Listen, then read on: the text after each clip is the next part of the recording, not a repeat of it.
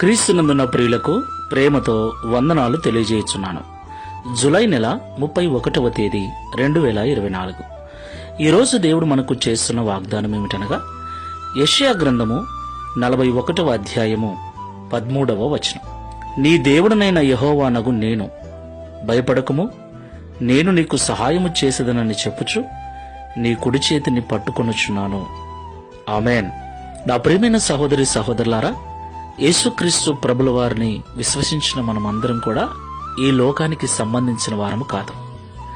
మనము పరలోక సంబంధులం. ఈ లోకములో నివసించేవారు ఎలాగైనా మాట్లాడతారు, ఎలాగైనా జీవిస్తారు, ఎలాగైనా మాటలు మారుస్తారు, ఏమైనా అంటారు. అయితే పరసంబంధులమైన మనము మన మాటను, మన చూపును, మన ప్రవర్తనను జాగ్రత్తగా జీవించవలసి ఉంటుంది. కొన్నిసార్లు మన మాటను లోకం వినదు, లెక్క చేయదు, సపోర్టుగా నిలవదు, వెలివేయబడిన వారిలాగా ఈ లోకం చూస్తుంది.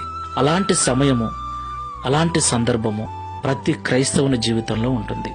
ఆ సమయంలో అనిపిస్తుంది, నిజంగా ఈ లోకంలో ఉండాలంటే, ఈ లోకంలో జీవించాలి అంటే, బ్రతకాలి అంటే భయం అనిపిస్తుంది.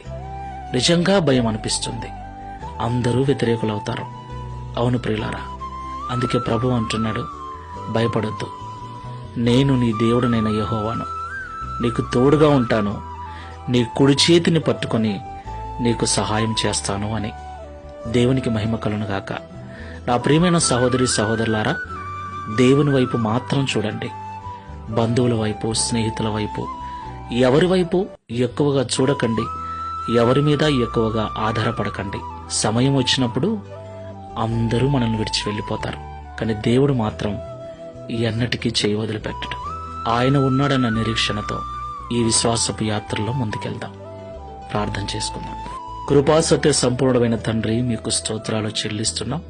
ఈ లోకము సాతాను సంబంధమైనదని, ఈ లోకాధిపతి వాడు అని, నిన్ను నమ్మిన బిడ్డలమైన మేము పరలోక సంబంధులమని మరొకసారి మాకు గుర్తు చేశారు. పరలోక సంబంధులమైన మమ్మల్ని ఈ లోక నివాసులు సరిగ్గా ఉండనివ్వరు, సరిగ్గా మాట్లాడనివ్వరు, మాతో సరిగ్గా కలవరు, మమ్మల్ని వారితో కలవనివ్వరు అని మాతో సూటిగా మాట్లాడినందుకు స్తోత్రాలు. అలాంటి సందర్భమే వచ్చినప్పుడు ఒంటరితనంతో కృంగిపోయి, నలిగిపోయి ఆత్మహత్యలు చేసుకునే వారు కూడా ఈ లోకంలో లేకపోలేదు. అయితే భయపడకము, నేను నీకు సహాయం చేస్తాను, నీ కుడి చేతిని పట్టుకుని నడిపిస్తానని ఈ ఉదయకాల సమయంలో మాట్లాడి ధైర్యపరిచినందుకు స్తోత్రాలు.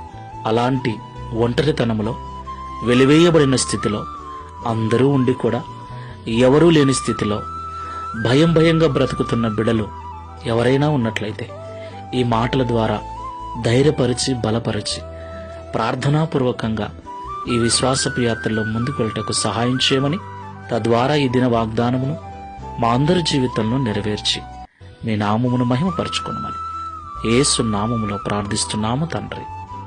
Amen. Praise the Lord. God bless you.